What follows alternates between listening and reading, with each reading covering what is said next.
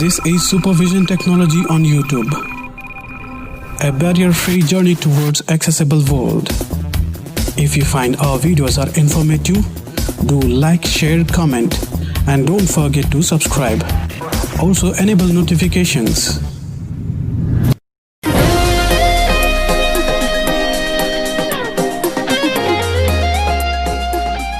Constant determinants would definitely take you to your destination. Destiny is not written, but it is that we who ask God to sculpt our destiny. These were the words told by one of the greatest leaders and a youthful thinker, Dr. APJ Abdul Kalam. Hi, hello, ಸರ್ವರಿಗೂ ನಮಸ್ತೆ. Welcome. ಕಲಿಯಲು ಛಲ ಬೇಕು, ಮಾಡಲು ಮನಸ್ಸು ಬೇಕು. ಸಾಕಷ್ಟು ಸಲ ನಮಗೆ ಜೀವನದಲ್ಲಿ ಗುರಿ ಇದ್ದರೂ ಸಹ ನಮಗೆ ದಾರಿದೀಪ ಆಗ್ಬೇಕಾಗಿರುವ ಗುರು ಸರಿಯಾಗಿ ಸಿಕ್ಕಿಲ್ಲ ಎಂದರೆ ಆ ಗುರಿ ಮುಟ್ಟಲು ನಮಗೆ ಕಷ್ಟ ಆಗುತ್ತೆ. ಆ ರೀತಿಯಲ್ಲಿ ಈ ದಿನ ನಮ್ಮೊಂದಿಗೆ ಇದ್ದಾರೆ ಡಾಕ್ಟರ್ ಮನಿ. ಇವರ ಕಿರುಪರಿಚಯ ಮಾಡಿಕೊಡುವುದು ನನಗೆ ಹೆಮ್ಮೆಯ ವಿಷಯವಾಗಿದೆ. ಬಿಕಾಸ್ ನಾನು ಕೂಡ ಇವರ ವಿದ್ಯಾರ್ಥಿ. ನಾನು ಕೂಡ UPSC ಇವರ ಕೆಳಗೆ ಕಲಿಕೆ ಮಾಡುತ್ತಿದ್ದೇನೆ. ಗ್ಲೋಬಲ್ IAS ಎನ್ನುವ ಒಂದು ಪ್ರೆಸ್ಟೀಜಿಯಸ್ ಅಕಾಡೆಮಿಯ ಗ್ಲೋಬಲ್ IAS ಅಕಾಡೆಮಿಯ ಕಿರುಪರಿಚಯ ಮಾಡಿಕೊಡುವ ಮುನ್ನ ನಾನು ಡಾಕ್ಟರ್ ಮನಿ ಅವರ ಕಿರುಪರಿಚಯವನ್ನು ಮಾಡಿಕೊಡುವೆ. ಇವರು ಪ್ರೊಫೆಷನಲಿ ಡಾಕ್ಟರ್ NGR ಯೂನಿವರ್ಸಿಟಿ ಚೆನ್ನೈನಲ್ಲಿ ಇವರು ಡಾಕ್ಟರ್ ಪದವಿಯನ್ನು ಪಡೆಯುತ್ತಾರೆ. ಆ ನಂತರ 2004ರಲ್ಲಿ UPSC ಎಕ್ಸಾಮ್ ಅನ್ನು ಸಹ ಕ್ಲಿಯರ್ ಮಾಡಿ 3 ವರ್ಷ ಸರ್ಕಾರಿ ನೌಕರಿಯನ್ನು ಹಿಡಿಯುತ್ತಾರೆ.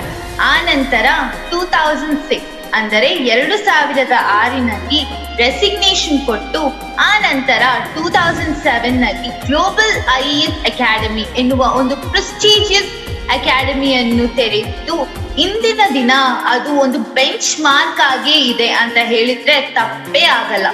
ಎಷ್ಟೋ ವಿದ್ಯಾರ್ಥಿನಿಯರ ಭವಿಷ್ಯವನ್ನು ರೂಪಿಸಿಕೊಡುವುದರಲ್ಲಿ ಗ್ಲೋಬಲ್ IAS ಅಕಾಡೆಮಿ ತುಂಬಾ ಒಂದು ಕಟ್ಟುನಿಟ್ಟಿನ ಪದ್ಧತಿ ಹಾಗೂ ಕೆಲಸವನ್ನು ಮಾಡಿದೆ ಎಂದು ಹೇಳಿದರೆ ಅದು ತಪ್ಪಾಗದು. ಈಗ ಡಾಕ್ಟರ್ ಮನಿ ಅವರು ನಮ್ಮೊಟ್ಟಿಗೆ ಮಾತನಾಡುತ್ತಾರೆ. Hello sir, welcome to our show.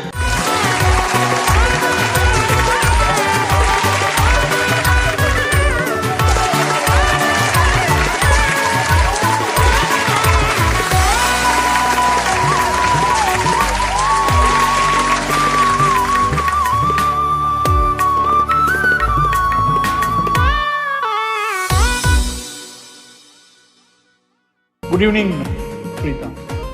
Hello, sir.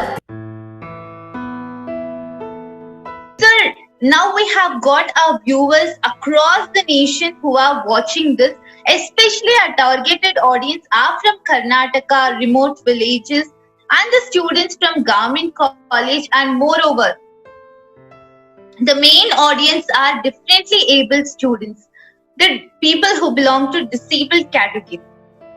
So ಈಗ ಈ ವಿದ್ಯಾರ್ಥಿಯರು ಅಂದ್ರೆ ನನ್ನಂತವರು ವಿಜುವಲಿ ಚಾಲೆಂಜ್ ಇರ್ಬೋದು, ಇಲ್ಲ ಬೇರೆ ತರದ ಡಿಸೇಬಿಲಿಟೀಸ್ ಒಳಗಾಗಿರೋರು ಸಹ ಸರ್ಕಾರಿ ಪದವಿನ ಹೇಗಾದ್ರೂ ಪಡಿಬೇಕು, ಸರ್ಕಾರಿ ಕೆಲಸನ ಮಾಡ್ಲೇಬೇಕು ಅಂದ್ರೆ ಹೇಳ್ತಾರಲ್ವಾ ಸರ್, ಸರ್ಕಾರಿ ಕೆಲಸ ದೇವರ ಕೆಲಸ, ಜನರ ಕೆಲಸ ಮಹಾ ಪುಣ್ಯದ ಕೆಲಸ ಅಂತ. ಆ ತರ ಒಂದ್ ಕೆಲ್ಸನ ಪಡಿಲೇಬೇಕು ಅಂತ ತುಂಬಾ ಕಷ್ಟ ಪಡ್ತಾರೆ. ಆದ್ರೆ sir, what is the actual route way to get into a government job? Okay. ತುಂಬಾ ಒಳ್ಳೆ ಪ್ರಶ್ನೆ ಕೇಳಿದಿರಿ ನೀವು. ಎಲ್ಲರಿಗೂ ಒನ್ಸ್ ಅಗೇನ್ ನಮಸ್ಕಾರ. ಈ ತರ ಒಂದು ಆಪರ್ಚುನಿಟಿ ಕೊಟ್ಟಿದ್ದಕ್ಕೆ ಪ್ರೀತಾ ಅವರಿಗೆ ಮತ್ತೆ ಚಾನಲ್ ಅವರಿಗೆ. ಇವಾಗ ಇದು if you take any government job, ಸಿಕ್ಕಾಪಟ್ಟೆ ಗವರ್ಮೆಂಟ್ ಜಾಬ್ಸ್ ನಡೀತಾ ಇದೆ ಆಲ್ ಓವರ್ ಇಂಡಿಯಾ. ಆರ್ ನಮ್ಮ ಕರ್ನಾಟಕ KPSC ಸಿಕ್ಕಾಪಟ್ಟೆ ಎಕ್ಸಾಮ್ಸ್ ನಡೀತಾ ಇದೆ. ಇವರು KS ಗ್ರೂಪ್ 1 ಎಕ್ಸಾಮ್ ಇದೆ, ಗ್ರೂಪ್ 2 ಎಕ್ಸಾಮ್ ಇದೆ, PSI ಎಕ್ಸಾಮ್ ಇದೆ, ಗ್ರೂಪ್ 4 ಎಕ್ಸಾಮ್ ಇದೆ. So there are lot of scope for any graduate to become a government servant. ಇವಾಗ ಸಿಕ್ಕಾಪಟ್ಟೆ vacancies are keep coming. But what is the problem is, majority of the students are graduates, they are not aware about whether these posts are available, whether they can become a government servant through this route. They are not at all aware. They are just finishing their degree. It can be a BA or BCom or BCA or any other professional degree like a BE or even MBBS or anything. So they keep running with the majority of IT companies or chick private companies. They are just working for a few years. Then they get stressed out. ಯಾವಾಗಲ್ಲ ನಿಮಗೆ ಅದು globalisation R global impact ಆಗುವಾಗ ಏನಾಗುತ್ತೆ ಅಂದ್ರೆ there will be an unemployment scenario ಬರುತ್ತೆ, ಮತ್ತೆ ಅವರ job loss ಆಗುತ್ತೆ. Because of they are under continuous stress ಇರ್ತಾರೆ. So whether the job will be retained or job ಹೋಗುತ್ತಾ ಇಲ್ವಾ ಹಂಗಂದಲ್ಲ, ಅದು ಒಂದು ಕಂಟಿನ್ಯೂಸ್ ಕಾನ್ಸ್ಟೆಂಟ್ ಫಿಯರ್ಲೆ ಅವ್ರು ಏನ್ ಮಾಡ್ತಾರೆ, their ಇಡೀ life is move on. Whereas in a government job that kind of issues are not there. ನೀವ್ ಹೇಳಿದ ತರ ಗವರ್ಮೆಂಟ್ ಜಾಬ್ ಬಂದು ದೇವರೇ ಕೆಲಸ. So it is like a God's work. Okay, so they are going to work for the people and it is a God's work. Idhile ಏನೊಂದು advantage ಅಂದ್ರೆ, the professional satisfaction what you are getting in a government job, it is extraordinary. Because you can do lot of reforms on the ground. Let it be a smaller job. Say for example, ಒಂದು PSA ಮಾಡ್ಬಿಟ್ಟು ಒಂದು police sub inspector ಆಗ್ತಾರೆ. The police sub inspector they can do a lot of magic. ಇವಾಗ the current scenario ತಗೊಳ್ಳಿ, ಇವಾಗ the corona lockdown. So which are the departments they are working hard on the ground? Police department ಮಾಡ್ತಾರೆ, doctors ಮಾಡ್ತಾರೆ, paramedical staff, ambulance driver, okay, so the BBMP staff. So ಇವರೆಲ್ಲ ನೋಡಿದ್ರೆ they are all government staff, but with them only this entire city and the entire Karnataka people are safe because of them. So they are almost like a god now. That is why maybe probably because of that the government job is otherwise told it is a god's work. Okay.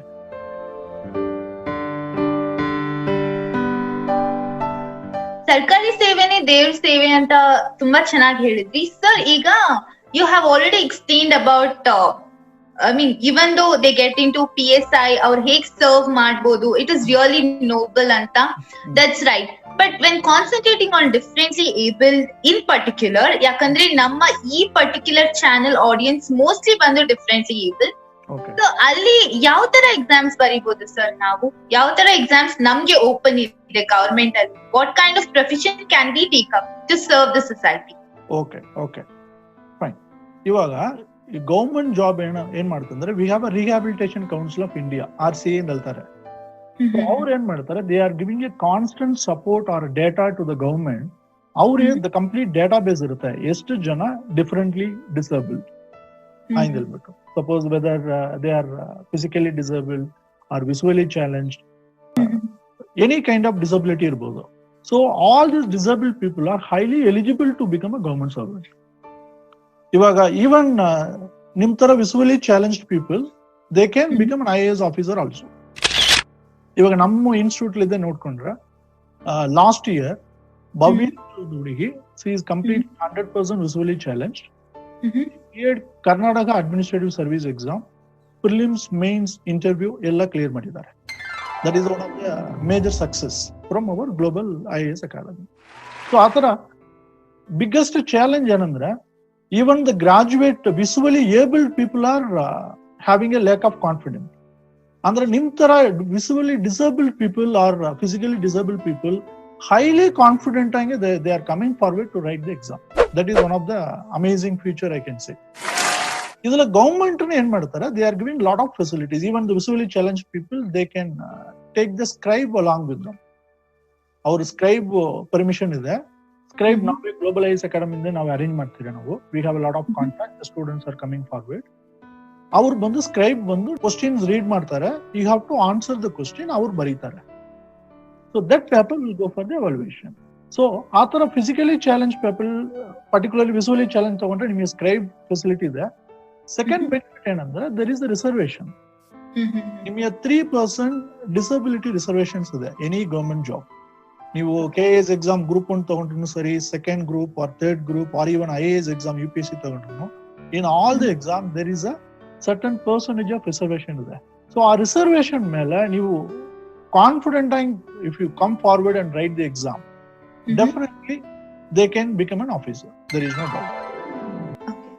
Sir, ಈಗ ನೀವು scribe ಬಗ್ಗೆ ಹೇಳಿದ್ರಿ. Scribe ಹುಡುಕೋದು ನಮಗೊಂದು ದೊಡ್ಡ challenge. Actually UPSC ಬಂದು lands one of the most prestigious exam.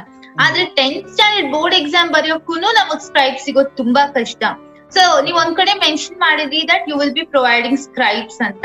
So ಈಗ ಬಂದು ಈ ವಿಡಿಯೋ ನೋಡಿ ಆಮೇಲೆ ಸ್ಟೂಡೆಂಟ್ಸ್ ಎನ್ರೋಲ್ ಮಾಡಿದ್ರೆ, ಸೇ ಫಾರ್ ಇನ್ಸ್ಟೆನ್ಸ್ ಒಂದು 4 to 5 ಸ್ಟೂಡೆಂಟ್ಸ್ ಎನ್ರೋಲ್ ಮಾಡಿದ್ರೆ ಕೂಡ, would you be able to provide scribes for everybody sir? ಖಂಡಿತ ಮಾಡ್ಬೋದು. ಯಾಕಂದ್ರೆ ಇವಾಗ ಸಿವಿಲ್ ಸರ್ವಿಸ್ ಎಕ್ಸಾಮ್ ಅಂದ್ರೆ it is a kind of 1 year long term preparation ಬೇಕಾಗುತ್ತೆ. IAS exam or KAS exam 1 year long term. Visually disabled people are coming for the exam. ನಾವೇನ್ ಮಾಡ್ತೀರಾ, the 1 year entire coaching period from the first month onwards we start looking for the scribe. Plus ನಮ್ಮೋಡ old students database ಇದೆ, lot of NGOs are there, okay, the medical welfare associations are there. So ಅವ್ರ ಜೊತೆ ನಾವು contact ಮಾಡ್ಕೊಂಡೆ. As a doctor I have that contact. Our rehabilitation councils are there. We can contact with them. They will assist with the people. The lot of volunteers from engineering college or a degree college, they'll come forward to write to become as a scribe. Our ಏನ್ ಮಾಡ್ತಾರೆ, ಅವರು exam prepare ಮಾಡೋದಿಲ್ಲ, but they are voluntarily ready to help the people. So ಆ ತರ ಅವರು ನಮ್ಮನ್ನು contact ಮಾಡ್ತಾರೆ. ನಾವು directly will connect with. Okay sir, ಈಗ ಏನಂದ್ರೆ ಗವರ್ಮೆಂಟ್ ಎಕ್ಸಾಮ್ಸ್ ಗೆ ಪ್ರಿಪೇರ್ ಆಗೋ ಸ್ಟೂಡೆಂಟ್ಸ್ ಅಲ್ಲಿ ತುಂಬಾ ಜನರಲ್ಲಿ ಒಂದು ಕ್ವೆಶ್ಚನ್ ಇರುತ್ತೆ. ಸೇ ಫಾರ್ ಇನ್ಸ್ಟೆನ್ಸ್ ನಮ್ಗೆ ಮೇನ್ಸ್ ಅಲ್ಲಿ ಒಂದು ಪೇಪರ್ ಇದೆ, language, that is English. So ಈ ಕನ್ನಡ ಬ್ಯಾಕ್ ಗ್ರೌಂಡ್ ಇಲ್ಲ ಬೇರೆ ಯಾವ್ದಾದ್ರು ತಮಿಳ್ ಬ್ಯಾಕ್ ಗ್ರೌಂಡ್ ಅಲ್ಲಿ, ತೆಲುಗು ಇದೆ, ಯಾವ್ದೋ ಮೇನ್ ಲ್ಯಾಂಗ್ವೇಜ್ ಇದ್ರೆ ಅವ್ರು ಹೆದರ್ಕೊಂತಾರೆ ಎಲ್ಲೋ ಒಂದ್ ಕಡೆ. Can we do this, can we clear this? So English ಅನ್ನೋದು ಎಷ್ಟು important sir? Only a person who is like very good in English, is he the one eligible for this? ಇಲ್ಲ, ಆತರ ಅಲ್ಲ. ಇವಾಗ ನಿಮಗೆ ನಾರ್ಮಲ್ ಸಪೋಸ್ ಈವನ್ ನೀವು ಕನ್ನಡ ಮೀಡಿಯದಲ್ಲೇ complete ಆಗಿ ಎಕ್ಸಾಮ್ ಬರೀಬಹುದು. There is no restriction. Okay, ಸಿಕ್ಕಾಪಟ್ಟ ಸ್ಟೂಡೆಂಟ್ಸ್ ಬಂದು ಅವರು ಕನ್ನಡ ಮೀಡಿಯಂ ಎಕ್ಸಾಮ್ ಬರೆದು ಅವ್ರು IAS and IPS ಆಫೀಸರ್ ಆಗಿದ್ದಾರೆ. ಇವನ್ KAS ಆಫೀಸರ್, PSI ಎಲ್ಲಾನೇ ಮಾಡಿದ್ದಾರೆ. ಏನ್ ಪ್ರಾಬ್ಲಮ್ ಇಲ್ಲ. ಅದ್ರಲ್ಲಿ ಒಂದೇ ಒಂದು paper, suppose if you take IAS exam ಅಂದ್ರೆ ಮೇನ್ ಎಕ್ಸಾಮಿನೇಷನ್ ಒಂದೇ ಒಂದು ಪೇಪರ್ ಇರುತ್ತೆ, that is English language paper. That is ಬಂದು ಜಸ್ಟ್ 10th ಸ್ಟ್ಯಾಂಡರ್ಡ್ ಲೆವೆಲ್ ಇರುತ್ತೆ, basic 10th standard level. So it is not a degree level. ಆ ತರ ಎಲ್ಲ 10th standard ನಾವು ಎಲ್ಲ ಡಿಗ್ರಿ ಸ್ಟೂಡೆಂಟ್ಸ್ ಎಲ್ಲಾನೇ 10th ಪಾಸ್ ಮಾಡಿರ್ತಾರೆ ಆಲ್ರೆಡಿ, +2 ಪಾಸ್ ಮಾಡಿರ್ತಾರೆ, ಡಿಗ್ರಿ ಓದಿರ್ತಾರ. ಸೊ ದಟ್ ಪರ್ಟಿಕ್ಯುಲರ್ ಎಕ್ಸಾಮ್ ಬಂದು more over it is just a qualifying paper. ಆ ಪೇಪರ್ ನೀವು ಎಷ್ಟು ಮಾರ್ಕ್ ತಗೊಳ್ತೀರಾ ಆಯ್ತಲ್ಲ, ಅದು ರ್ಯಾಂಕಿಂಗ್ ಆಡ್ ಮಾಡೋದಿಲ್ಲ. ಅವ್ರು ಜಸ್ಟ್ 25% ಮಾರ್ಕ್ ತಗೊಂಡ್ರೆ ಆಯ್ತು. ದರ್ ಆರ್ 300 ಮಾರ್ಕ್ ಪೇಪರ್, ಅದು 75 ಮಾರ್ಕ್ ತಗೊಂಡ್ರೆ be consider as pass. So that is not a big deal to clear it. That's very very easy. Sir, ಇನ್ನೊಂದು ಮಿತ್ ಇದೆ, ಅದು ನನ್ ಪ್ರಕಾರ ಮಿತ್ ಅನ್ಸ್ತು, ಬಟ್ ಅದ್ ಸರಿನಾ ಇಲ್ವಾ ಅಂತ ನೀವ್ ಎಕ್ಸ್ಪ್ಲೇನ್ ಮಾಡ್ಬೇಕು. ಸೊ ಈಗ ಗ್ರಾಜುಯೇಷನ್ ಲೆವೆಲ್ ಅಲ್ಲಿ ಆರ್ಟ್ಸ್ ಸ್ಟೂಡೆಂಟ್ಸ್ ಆಗಿದ್ರೆ, ಹ್ಯುಮ್ಯಾನಿಟೀಸ್ ಬ್ಯಾಕ್ ಗ್ರೌಂಡ್ ಇದ್ರೆ ಅವ್ರಿಗೆ UPSC ಕ್ಲಿಯರ್ ಮಾಡೋದು ತುಂಬಾ ಈಸಿ ಇದೆ. ಕಾಮರ್ಸ್ ಇಲ್ಲ ಸೈನ್ಸ್ ಇದ್ರೆ ಅವ್ರಿಗೆ ತುಂಬಾ ಕಷ್ಟ, ಯಾಕಂದ್ರೆ ಎಲ್ಲಾ ಆರ್ಟ್ಸ್ ಸಬ್ಜೆಕ್ಟ್ಸ್ ಅಂತಾರೆ. ಬಟ್ ಇದೆಷ್ಟು ಮಟ್ಟಿಗೆ ನಿಜ, ಎಷ್ಟು ಮಟ್ಟಿಗೆ ಸುಳ್ಳು? ಟು ಎನ್ ಎಕ್ಸ್ಟೆಂಟ್ ನೀವು ಹೇಳೋದು ಕರೆಕ್ಟ್. ಬಟ್ ಅದಾவது ಈಗ ಆರ್ಟ್ಸ್ ಬ್ಯಾಕ್ ಗ್ರೌಂಡ್ ಓದೋರಿಗೆ ವಾಟ್ ಇಸ್ ದ ಅಡ್ವಾಂಟೇಜ್ ಅಂದ್ರೆ, when it comes to the IAS exam ಅಲ್ಲಿನ ಆರ್ಟ್ಸ್ ಸಬ್ಜೆಕ್ಟೇ ಬರುತ್ತೆ ಮ್ಯಾಕ್ಸಿಮಮ್. ನಿಮಗೆ ಸಿವಿಕ್ ಸಬ್ಜೆಕ್ಟೇ ಬರುತ್ತೆ, like history, geography, polity, economics, ಈ ತರ ಸಬ್ಜೆಕ್ಟ್ಸೇ ಬರುತ್ತೆ. ಬಟ್ ದಟ್ ಡಸಂಟ್ ಮೀನ್ ಇವಾಗ BCom ಓದೋರು, BCA ಓದೋರು, ಇಂಜಿನಿಯರಿಂಗ್ ಸ್ಟೂಡೆಂಟ್ಸ್ ಅವ್ರೆಲ್ಲ ಎಕ್ಸಾಮ್ ಪಾಸ್ ಮಾಡಕ್ ಆಗಲ್ಲ, ಅವ್ರು ಬಂದು ಸ್ಟ್ರಗಲ್ ಮಾಡ್ಬೇಕು, ಆ ತರ ಏನಿಲ್ಲ. ಬಿಕಾಸ್ ನಿಮಗೆ ಎಕ್ಸಾಮ್ ಸಿಲೆಬಸ್ ಕಂಟೆಂಟ್ ಬಂದು ಬಹಳ ಕಮ್ಮಿ ಇರುತ್ತೆ. Okay, they are not going to study the entire degree or something. Only the elective part of economics or history or geography, adu ನಾವು civil service ಗೆ ಓದಬೇಕು. So any irrespective of any degree, ನೀವು ಏನೇ degree ಮಾಡಿದ್ರೂ, when you go for 1 year proper coaching, proper experience faculty ಇದ್ದು, proper guidance ಇದ್ದು, proper study material ಇದ್ರೆ ಆರಾಮಾಗಿ ಪಾಸ್ ಮಾಡಬಹುದು. It's not a big deal. So it is irrespective of ನೀವು degree complete ಮಾಡಬೇಕಂದು ಕೂಡ ಇಲ್ಲ. Even if you are in a first year, second year degree student, they can start the preparation. Even if you take one advantage in IAS exam ನೋಡಿದ್ರೆ, degree complete ಮಾಡಕ್ಕೆ ಮುಂದೆನೆ ನೀವು exam ಬರೀಬಹುದು. Even in second year of degree, the candidates can appear for the IAS exam. ಮಾಡಕ್ಕಾಗುತ್ತೆ. Okay, fine. Degree ಆಗಕ್ ಮುಂಚೆನೆ appear ಆಗಬಹುದು. ಮಾಡಬಹುದು. ಅಂದ್ರೆ ನಿಮಗೆ IAS exam, it consists of 3 stages. Right. Mains and interview. So UPSC ಏನ್ ಮಾಡ್ತಾರೆ, let the candidate pass prelims, then mains, then interview ಬರುವಾಗ ನೀವು ಡಿಗ್ರಿ ಸರ್ಟಿಫಿಕೇಟ್ ಸಬ್ಮಿಟ್ ಮಾಡಿದ್ರೆ ಆಯ್ತು. So you have almost 1 year time. So technically speaking, even second year graduates are eligible to appear for IAS exam. Oh, great news. Sir, ಈಗ ನೀವು ಹೇಳ್ತಾ ಇದ್ರಿ correct guidance ಇದ್ರೆ, resources ಇದ್ರೆ ಯಾರ್ ಬೇಕಾದ್ರೂ ಕ್ಲಿಯರ್ ಮಾಡ್ಬೋದು ಅಂತ. ಬಟ್ ಪ್ರಾಬ್ಲಮ್ ಏನಂದ್ರೆ, ಆಸ್ ಐ ಆಲ್ರೆಡಿ ಮೆನ್ಷನ್, ಇದು ಲ್ಯಾಂಡ್ಸ್ ಮೋಸ್ಟ್ ಪ್ರೆಸ್ಟೀಜಿಯಸ್ ಎಕ್ಸಾಮ್ ಅನ್ನೋದ್ರಿಂದ ಎಲ್ರಿಗೂ ಟೆನ್ಷನ್ ಸ್ಟಾರ್ಟ್ ಆಗುತ್ತೆ. ಆ UPSC ಓದ್ಬೇಕು ಅಂದ್ರೇನೆ ನಮಗ್ ಟೆನ್ಷನ್ ಆಗುತ್ತೋ ಇಲ್ವೋ, ಆದ್ರೆ ನಮ್ಮ ಫ್ಯಾಮಿಲಿ ಫ್ರೆಂಡ್ಸ್ ಎಲ್ರಿಗೂ ಟೆನ್ಷನ್ ಆಗುತ್ತೆ. ನೀನ್ ಹೇಗ್ ಕ್ಲಿಯರ್ ಮಾಡ್ತೀಯೋ, ತುಂಬಾ ಕಷ್ಟ ಅದು. Most of the time people around try demotivating. And ಆ ರಿಸೋರ್ಸಸ್ ನೋಡ್ತಾ ಇದ್ರೆ ಕೂಡ ತುಂಬಾ ವಾಸ್ಟ್ ಇರುತ್ತೆ. ಎಲ್ಲ ಕಲೆಕ್ಟ್ ಮಾಡಿ ಇಟ್ಕೊಂತಾರೆ, ಯಾವ್ದು ಓದ್ಬೇಕು ಯಾವ್ದು ಬಿಡ್ಬೇಕು ಅಂತ ಗೊತ್ತಾಗಲ್ಲ. Either they study everything and forget everything, or they end up study nothing. So ಇಂಥವ್ರಿಗೆ ನಿಮ್ಮ ಟಿಪ್ಸ್ ಏನು sir? What should they study and how do they overcome stress? ಯಾಕಂದ್ರೆ UPSC preparation is definitely a matter of stress management as well and time management, as you always tell us. So ಇದನ್ನ ಹೇಗ್ manage ಮಾಡ್ಬೇಕು sir?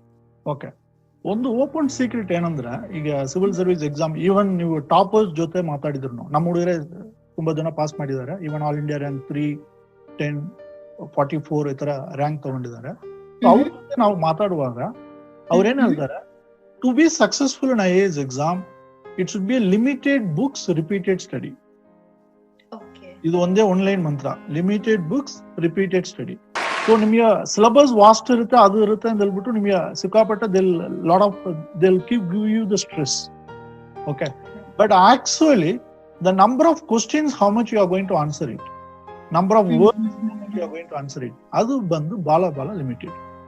So accordingly ನೀವು limited ಆಗಿ selective resource books ಓದಿರ, proper understanding, this not be mug up. ಇದರಲ್ಲಿ ಎಲ್ಲಿ stress ಬರುತ್ತೆ ಅಂದ್ರೆ, when the students are start mugging up, then they'll tend to forget. So ಇಲ್ಲಿ ಬಂದು, it's normally I used to tell the student, it is a common sense exam. It is compared to any your degree exam, it is easy, I can say. It is a common sense exam. ನೀವು ಬಂದು just to common sense apply ಮಾಡಿ answer ಮಾಡಿದ್ರೇನೆ ಆಯ್ತು, the question will be perfect, answer will be perfect, ಒಳ್ಳೆ score ಬರುತ್ತೆ, easy pass ಮಾಡಬಹುದು. So ಆ common sense apply ಇಲ್ಲಂಗೆ, ಆ ಲಾಜಿಕ್ ಅಪ್ಲೈ ಇಲ್ಲಂಗೆ ನೀವು direct started mugging up the content. ಒಂದು ಸಬ್ಜೆಕ್ಟ್, ಒಂದು ಹಿಸ್ಟ್ರಿ ತಗೊಂಡ್ರೆ, ಒಂದು ಜಾಗ್ರಫಿ ತಗೊಂಡ್ರೆ, it is started mugging up the content, then it become a tough. So ನಾವು ಇವಾಗ ಕೋಚಿಂಗ್ ಸ್ಟಾರ್ಟ್ ಮಾಡುವಾಗ ಏನ್ ಮಾಡ್ತಾರೆ, will start with the basics. ಅವರು ಸ್ಕೂಲ್ ಏನ್ ಓದಿರ್ತಾರೆ, ನಾರ್ಮಲ್ ಬೇಸಿಕ್ NCERT ಬುಕ್ಸ್ ಏನ್ ಓದಿರ್ತಾರೆ, same thing will be repeated. So when they are repeating it, here what we do is we'll give a complete concept clarity. When their concept is clear, when their foundation is clear, when they are starting from the scratch, they no need to mug up. Memory issue will come only when you are going for the by-hearting it. When you are understanding it, you will no need of any memory. So what about time management sir? ಯಾಕಂದ್ರೆ 1 year ಇರುತ್ತೆ, ಇಷ್ಟು subjects ಇದೆ. So ನೀವ್ ನಮಗ್ ಹೇಳಿದೀರಾ simultaneously prepare for your mains as well. Prelims ಓದುವಾಗ್ಲೇ ಮೇನ್ಸ್ಗೂ ಓದ್ತಾ ಬಂದ್ರೆ ನಿಮಗ್ ಈಸಿ ಆಗುತ್ತೆ ಅಂತ, that was your mantra to us. So time management ಹೇಗ್ ಸರ್ ಮಾಡೋದು? ಎಕ್ಸಾಕ್ಟ್ಲಿ. ಇವಾಗ ಆನ್ ಆವರೇಜ್ ಒಂದು ಸ್ಟಾಟಿಸ್ಟಿಕ್ಸ್ ನೋಡಿದ್ರೆ, if you take Karnataka or in Bangalore, it's IT capital of India. ಆನ್ ಆವರೇಜ್ graduate hudugaru, those who are having mobiles, those who are graduates, on average they are spending time with the mobile 4 to 6 hours, particularly social media, Facebook agli, Instagram agli, or Twitter or YouTube, social media they are spending 4 to 6 hours. Now the moment you want to become a government servant, any posting early, let it be an IAS exam or even the Group 2 exam, Group 4 exam or PSI, whatever it is, first you drop your mobile or keep the normal ordinary mobile. That is enough. Smartphone in ಬೇಕಾಗಿಲ್ಲ, ನೀವು smart ಆಗಿದ್ರೆ smartphone ಬೇಕಾಗಿಲ್ಲ. So just keep an ordinary mobile for 1 year till you become an officer. After that ನೀವು latest mobile purchase ಮಾಡ್ಬೋದು, ಏನು problem ಏನಿಲ್ಲ. ಈ mobile ಏನಾಗುತ್ತೆ ಅಂದ್ರೆ, when you cut short the timing from the mobile or social media impact, that 4 to 5 hours, that 4 to 5 hours per day you odre, it's perfectly it is enough. If you study properly that 4 to 5 hours, The candidates can become an officer within a year. So time management, it is a trouble all over India for all your competitors. Okay, all your competitors are having only 24 hours. We are also having a 24 hours. That 24 hours, even if you are working person, ನೀವು ಒಂದು private ಕಂಪನಿಲಿ work ಮಾಡ್ತಾರೆ ಇಟ್ಕೊಳ್ಳಿ, even if you are working for 8 hours, 2 hours 3 hours you are going for in a traffic. Okay, ಆ ತರ ಇಟ್ಟರು ಕೂಡ ನಿಮಗೆ ಮಿಕ್ಕಿದ time 3 to 4 hours definitely you can capture it. You have to study that particular time. So that is highly enough to crack the exam. So timing, it is there in your hand. Only thing, you need to keep your mobile away. Simple. ನೋಡಿದ್ರಲ್ಲ friends, ಎಲ್ರು competitive exams ಅಂದ್ರೆ tension ಆಗಿ full day ಓದ್ಬೇಕು, night ಓದ್ಬೇಕು, 12 hours 20 hours ಎಲ್ಲ ಓದ್ಬೇಕು ಅಂತ. ಹಾಗೇನು ಇಲ್ಲ, ನಿಮ್ ಪ್ರಾಪರ್ 4 to 5 hours ಕೊಟ್ರೆ ಸಾಕು, you will be the rock star. ಈಗ ಟೈಮ್ ಮ್ಯಾನೇಜ್ಮೆಂಟ್ ಬಗ್ಗೆ ಕೇಳಾಯ್ತು, ಹೇಗ್ ಓದ್ಬೇಕು, ಫೈನ್. ಆದ್ರೆ ಸ್ಟ್ರೆಸ್ ಮ್ಯಾನೇಜ್ಮೆಂಟ್ ಅಂತ ಒಂದಿದ್ಯಲ್ಲ, ಸೊ ಈಗ ಕಾನ್ಸ್ಟೆಂಟ್ಲಿ ಓದ್ತಾ ಇರ್ತೀವಿ, ಜಾಬ್ ಮಾಡ್ಬೇಕು, and few would have already been married. So ಎಲ್ಲ ಬ್ಯಾಲೆನ್ಸ್ ಮಾಡ್ಬೇಕಂದ್ರೆ ಅವ್ರಿಗೆ ತುಂಬಾ ಸ್ಟ್ರೆಸ್ ಆಗುತ್ತೆ. But at the same time they will want to reach their destination as well, that is IAS. So ಅಂತವ್ರು ಹೇಗ್ ಸರ್ ಸ್ಟ್ರೆಸ್ ಮ್ಯಾನೇಜ್ ಮಾಡ್ಬೇಕು? What is your tips for that? Okay, it's very simple. ಈಗ stress management, what do you mean by stress? First, normally in a society ಏನ್ ಮಾಡ್ತಾರೆ, almost everybody is telling it is something about the stress. Okay, when the stress will come, ನೀವು ಒಂದು work ಮಾಡ್ತೀರಾ, or if you go for one particular place, you don't know where is that particular place, you are traveling in a particular bus or a vehicle or something, ನಿಮಗೆ ಆ ಜಾಗ ಗೊತ್ತಿಲ್ಲ ಅಂದ್ರೆ ನಿಮ್ಗೆ ಒಂದು ಸ್ಟ್ರೆಸ್ ಆಗುತ್ತೆ. How I am going to reach, whether will I reach in time, or ಎಷ್ಟು time ಆಗುತ್ತೆ, ನಾನು ಅಲ್ಲಿ ಹೋಗುವಲ್ಲಿ ನಮ್ಮ ರಿಲೇಟಿವ್ಸ್ ಯಾರಾದ್ರು ಇರ್ತಾರ, ಡೋರ್ ಓಪನ್ ಇರುತ್ತಾ, whether I can able to reach. So ಈ ತರ ಕ್ವಶನ್ಸ್ ಎಲ್ಲ ಬರುತ್ತೆ. Same thing, suppose if you have already travelled there once, you know the route, you know the timing, then the stress is not there. So the stress will come when you don't know the purpose of study. ನೀವು ಯಾಕೆ ಓದ್ತೀರಾ ಅಂದಲ್ಲ, ಒಂದು purpose ನ you need to tell the students first. Even this advice is suitable for even school kids. Even 10th standard student ಹೋಗ್ಬಿಟ್ಟು ಅವ್ರಿಗೆ stress ಮಾಡ್ತಾರೆ ಅಂದ್ರೆ, ಫಸ್ಟ್ ಪೇರೆಂಟ್ಸ್ ಆಗಲಿ ಟೀಚರ್ ಆಗಲಿ, you should educate them what is the purpose behind study, why we are going to the school, why we are studying. Okay, that education is must. So that purpose ಗೊತ್ತಿಲ್ಲ ಅಂದ್ರೆ ಅವ್ರು ಏನ್ ಮಾಡ್ತಾರೆ, they don't touch the book at all, because you need to know the importance. ಇವಾಗ competitive exam ಏನಾಗುತ್ತೆ ಅಂದ್ರೆ, majority of the people ಅವ್ರಿಗೆ coaching join ಮಾಡುವಾಗ ಅಂದ್ರೆ ಆಲ್ಮೋಸ್ಟ್ 50 to 60% ಅವ್ರಿಗೆ ಪರ್ಪಸ್ ಗೊತ್ತಾಗುತ್ತೆ. Okay, I want to become an IAS officer, I want to become an IPS officer, ಒಂದು purpose ಓಡ, ಒಂದು ಡ್ರೈವ್ ಅಂಡ್ ಮೋಟಿವೇಶನ್ ಓಡ ಬರ್ತಾರೆ. ಮಿಕ್ಕಿದ ಮೋಟಿವೇಶನ್ ಏನಾಗುತ್ತೆ ಅಂದ್ರೆ, it is a long term process. It is 1 year coaching ತಗೋಬೇಕು, 1 year ಪ್ರಿಪರೇಷನ್ ಆಗಬೇಕು, and it is a competitive exam. Suppose if there is a failure in prelims or mains, ಏನಾಗುತ್ತೆ, ಮತ್ತೆ 1 year prepare ಮಾಡಬೇಕು. So that structure of the exam, they should properly understand. So 1 year, suppose if I miss somewhere in prelims or mains, again I need to spend 1 more year. So that is the most difficult thing in IAS exam or in a KAS exam. ಅವಾಗ competitive exam ಅವರ basic purpose ಅವ್ರು ಅರ್ಥ ಆಗಿದ್ರೆ ಏನಾಗುತ್ತಾರೆ, they don't waste their time. Automatically they will give importance to the time. So when they are giving importance to the time, automatically they will study the syllabus then and there. Suppose if they are listening one online class today, current situation, everybody is going for online class. Suppose 1 hour on the teacher ಪಾಠ ಮಾಡ್ತಾರೆ, there is a subject, there is a content in your hand. Same day students ಏನ್ ಮಾಡಬೇಕು, they should go for the revision. So the memory expert ಏನ್ ಹೇಳ್ತಾರೆ, when you go for a revision of same day within 24 hours, our human brain can retain 75% of data forever. ಅದು ಮತ್ತೆ erase ಆಗಲ್ಲ, it will be retain. Suppose ನೀವು revision ಮಾಡೋದು next day ಮಾಡಿದ್ರೆ 48 hours or 72 hours later, that percentage will come down to 40% or 50%. Okay, so there should be some discipline in the study. Proper discipline ಆಗಿ ಅವ್ರು prepare ಮಾಡಿದ್ರೆ, they spend the time properly. It is overall, it is a time management. Simple. If the time management ಗೊತ್ತಾದ್ರೆ, within a year they can be an officer. That's it. Automatically the stress also will go away when there is a time management. ನಮ್ ಜೀವನದಲ್ಲಿ ಶಿಸ್ತು ಅನ್ನೋ ಒಂದು ಪದ್ಧತಿನ ನಾವು ಸರಿಯಾಗಿ ಪಾಲಿಸಿದ್ರೆ ನಮ್ ಡೆಸ್ಟಿನೇಷನ್ ರೀಚ್ ಮಾಡೋದ್ ಮಾತ್ರ ಅಲ್ಲ, ನಾವ್ ಪ್ರಪಂಚದಲ್ಲಿ ಏನ್ ಬೇಕಾದ್ರೂ ಮಾಡ್ಬೋದು ಅನ್ನೋದನ್ನ ತುಂಬಾ ಚೆನ್ನಾಗಿ ಹೇಳಿದ್ರು ಮನಿ ಸರ್. ಸೊ ಸರ್, ಈಗ ಏನಂದ್ರೆ ತುಂಬಾ ಜನ ಪ್ರಿಪೇರ್ ಮಾಡೋರು ಇದು ಡಿಫ್ರೆಂಟ್ಲಿ ಏಬಲ್ಡ್ ಮಾತ್ರ ಅಲ್ಲ, ಜನರಲ್ ಆಡಿಯನ್ಸ್ ಗೆ ಕೇಳ್ತಾ ಇದೀನಿ ನಾನು. ಸಿ ಫಾರ್ ಇನ್ಸ್ಟೆನ್ಸ್, ಓಕೆ ನನ್ನ ಹತ್ರ ಬುಕ್ಸ್ ಇದೆ, ನನ್ ಹಿಸ್ಟ್ರಿ, ಮಾಡರ್ನ್ ಸ್ಪೆಕ್ಟ್ರಮ್ ಇದೆ, ಅಂಡ್ ಎಕನಾಮಿಕ್ಸ್ ರಮೇಶ್ ಸಿಂಗ್ ಇದೆ, NCERT ಇದೆ, ಎಲ್ಲ ಇದೆ, ಸೊ ನಾನೇ ಓದ್ಕೊಂತೀನಿ ಅಂತ ಓದೋರು ತುಂಬಾ ಜನ ಇರ್ತಾರೆ. But in between they get fluctuated because they will see someone else ಯಾರು ಕೋಚಿಂಗ್ ಹೋಗ್ತಾ ಇದಾರೆ, they will be properly studying, ಅವ್ರಿಗೆಲ್ಲ ಒಂದ್ ಕಡೆ ಮೈಂಡ್ ಡೈವರ್ಟ್ ಆಗುತ್ತೆ. ಬಟ್ ಸ್ವಲ್ಪ ಜನ ಹೇಳ್ತಾರೆ without coaching you can clear it. ತುಂಬಾ ಜನ ಹೇಳ್ತಾರೆ no, you definitely need a guide and a coaching. So what is your stance? Coaching ಅನ್ನೋದು ಎಷ್ಟು ಇಂಪಾರ್ಟೆಂಟ್ ಈ ಪ್ರಿಪರೇಷನ್, ಈ ಜರ್ನಿಯಲ್ಲಿ? Okay.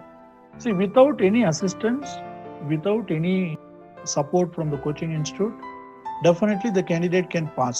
Even you can climb Himalaya, Mount Everest also you can climb without any trainer.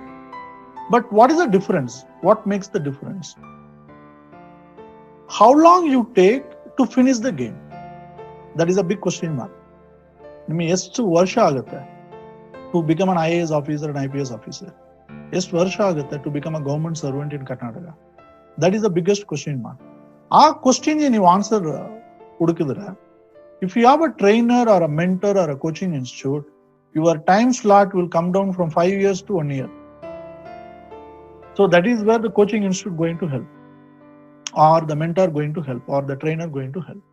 So any student can become an officer on their own preparation, there is no doubt. But let us imagine it, your self preparation you take around 70 to 80% of effort you are taking it. You give 20% credit to the coaching institute or the mentor, whatever it is, as per your own opinion. But the percentage is actually it is different.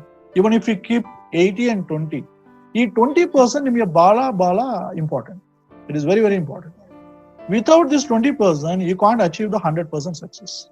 ಏನಾಗುತ್ತೆ, ನೀವು prelims ಬರೀತೀರಾ, 1 or 2 questions the candidates will fail. 1 question is enough to make the candidate fail. Mains exam ಬರೀತೀರಾ, you go to the interview, in 5 mark 10 mark you will not get the post. So that 5 mark 10 mark who will go the post? Again to write, again you need to spend to 1 or 1.5 years. So what ಆಗುತ್ತೆ, it goes through the lengthy process. The whole preparation will become a lengthy process. So because of this only, the civil service exam normally it is considered as a repeated attempt game. Why? Because they are going for the self preparation. If you take the proper guidance, 1 year is highly enough. First attempt will be the last attempt. That is possible. Right. Sir, ಈಗ ನೀವು ನನ್ಗೊಂದ್ಸಲ ಹೇಳಿದ್ರಿ that ಈಗ visually challenged ಇರ್ಲಿ, you are not going to compete with all the participants, I mean all the aspirants. ನಿಮ್ಗೆ ಅಂತ reservation ಇರುತ್ತೆ, ಅವ್ರ ಜೊತೆ ಮಾತ್ರ ಕಂಪೀಟ್ ಮಾಡ್ತೀರಾ, ಅಂಡ್ ಏಜ್ ಲಿಮಿಟ್ ಇದೆ ಅಂತ. So could you please explain that to our viewers? Okay, ಇವಾಗ ಫಸ್ಟ್ ರಿಸರ್ವೇಶನ್ ಬಗ್ಗೆ ನಿಮಗೆ ಸ್ವಲ್ಪ ಡೀಟೇಲ್ ಗೊತ್ತಾದ್ರೆ you can able to easily understand. ಈಗ ಗವರ್ಮೆಂಟ್ IAS ಎಕ್ಸಾಮ್ ತಗೊಂಡ್ರೆ UPSC ಏನ್ ಮಾಡ್ತಾರೆ, 4 category ಆಫ್ ರಿಸರ್ವೇಶನ್ಸ್ ಇರುತ್ತೆ. The current pattern is general merit 50.5% reservation ಇರುತ್ತೆ, OBC ಅವರಿಗೆ 27% ಇರುತ್ತೆ, SC 15% and ST ಅವರಿಗೆ ಶೆಡ್ಯೂಲ್ಡ್ ಟ್ರೈಬ್ 7.5%. ಸೊ ಟೋಟಲ್ ನೀವು calculate, it become 100%. ನೀವು ಕೇಳ್ಬೋದು, sir then where is the reservation for visually challenged or disabled? ಅವ್ರು ಏನ್ ಮಾಡ್ತಾರೆ, there is no separate reservation for these people, disabled people. ಅವ್ರು ಏನ್ ಮಾಡ್ತಾರೆ, there will be horizontal reservation. ಅಂದ್ರೆ ಏನು, general merit reservation 50.5%.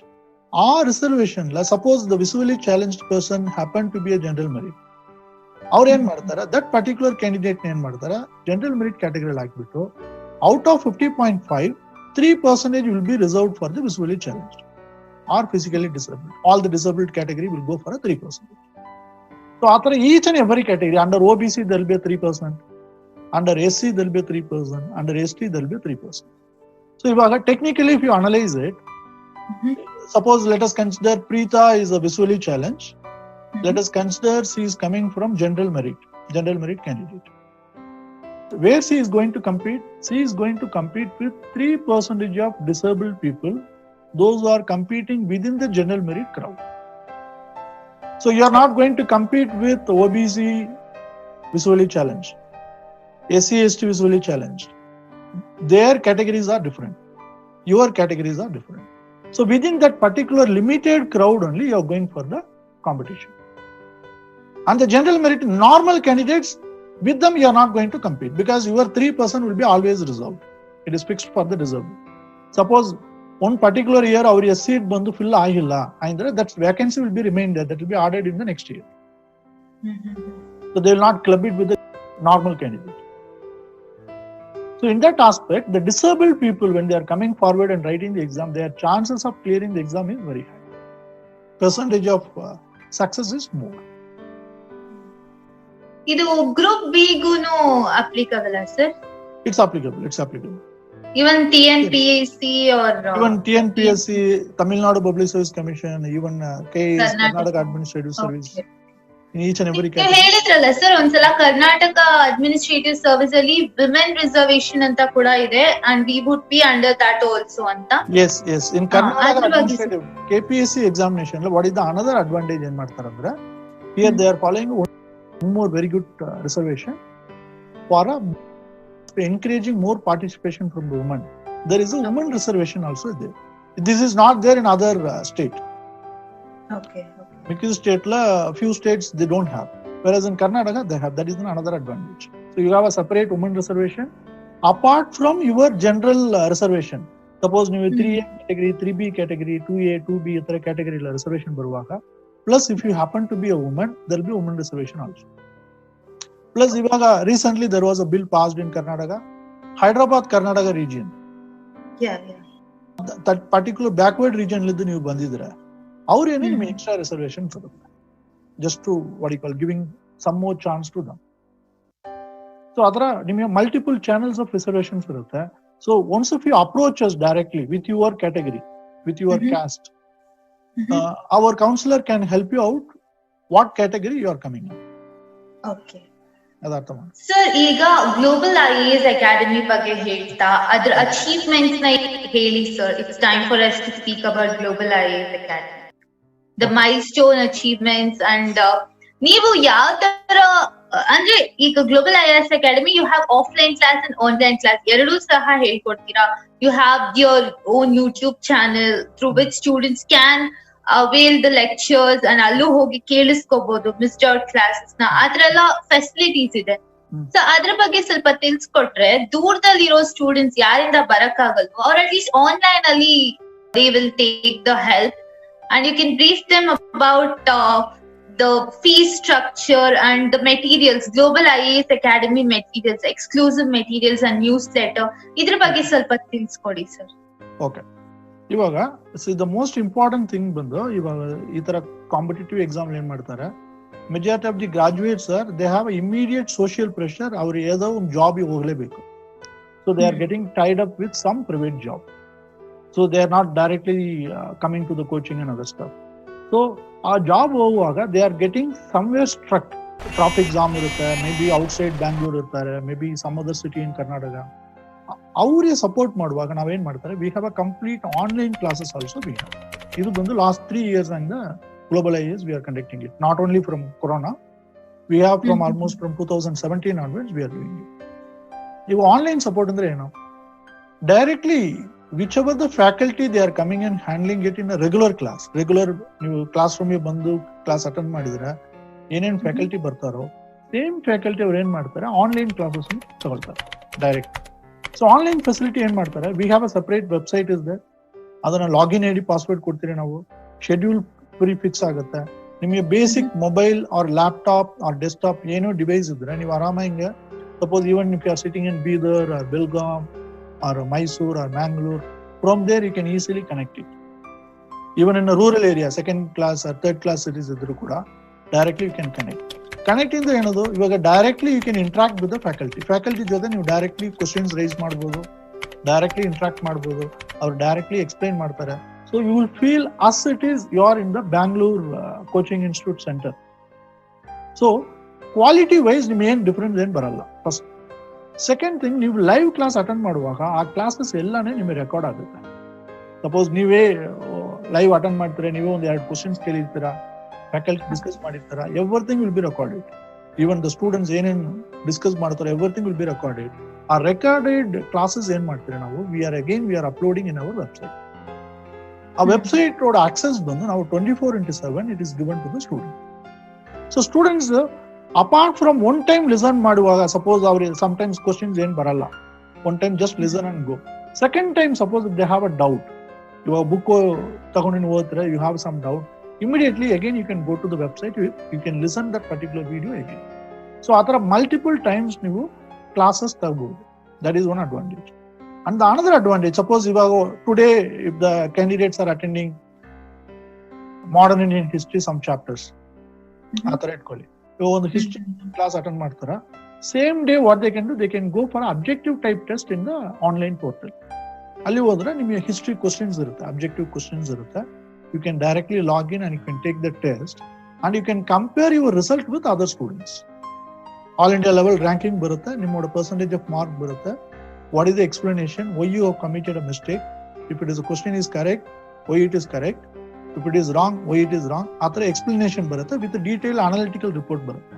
So when a candidate is keep doing this, ee tara nimage online test practice ಮಾಡೋದು, class listen ಮಾಡೋದು, plus we have our own printing material. We have published the books. List of materials are there. In IAS exam, KAS exam, even Kannada medium or English medium, we have a separate books are there.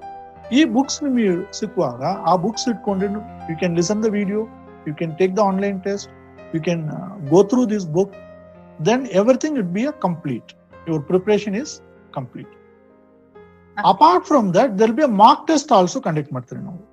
Suppose ನೀವು KAS exam ಬರೀತೀರಾ ಅಂದ್ರೆ exactly how the KAS exams are, KPSC exams are conducted, same way we also conduct the mock test.